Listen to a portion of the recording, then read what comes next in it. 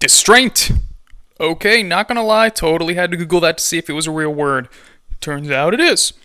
Learn something new every day. Bringing in another Halloween game. This will unfortunately be the last one I get around to for the month, so without wasting any more time, let's talk about this game. Distraint is a horror game where you take on the role of Price, the most unbothered man on Earth. But I'll get to that later.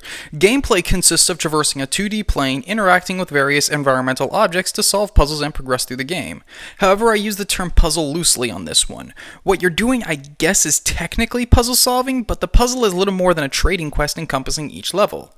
You need to talk to a guy to get a key. Use the key on the one locked door. Look in that room for the one interactable that you can get an item from. Use that item in another room, and after doing this for so long, you get chased by an elephant. The story of this game revolves around Price's inner conflict about money versus integrity. Price works for a trio of barbershop singers who send him to evict people from their homes.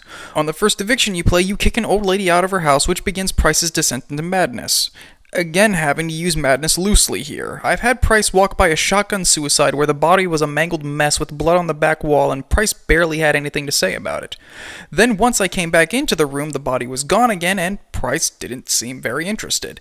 I understand this could and probably is happening in this individual's mind, but hallucinations like this would warrant some form of reaction.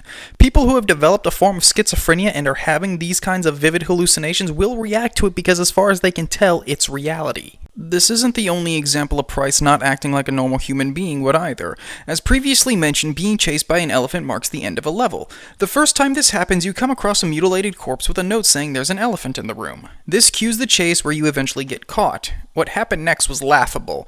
Price casually remarks that this isn't quite what happened, and the sequence plays again with Price escaping this time around.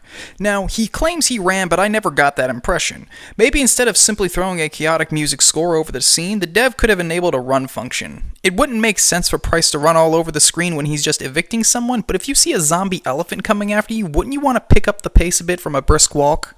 However, Price's indifference to the world doesn't end there. At his apartment, his dead parents will come back to offer advice and try to sway him away from the barbershop trio, leading him down the dark side of the Force. Price casually mentions they should be dead before continuing like business as usual. In fact, he seems more emotional by his coffee being taken more than anything else. This is detrimental to player experience. We have dogs eating old women, suicides by shotgun, a washing machine spraying blood everywhere, and our lead character isn't the least bit bothered by any of this. So why should I, the player, be bothered? The game describes itself as Price's tale of his regrets, but he has yet to give a shit about any of this. The gameplay is incredibly minimal, so this piece has to sell itself on story and fails to do so. We need to be drawn into Price's character, but his entire character is indifference.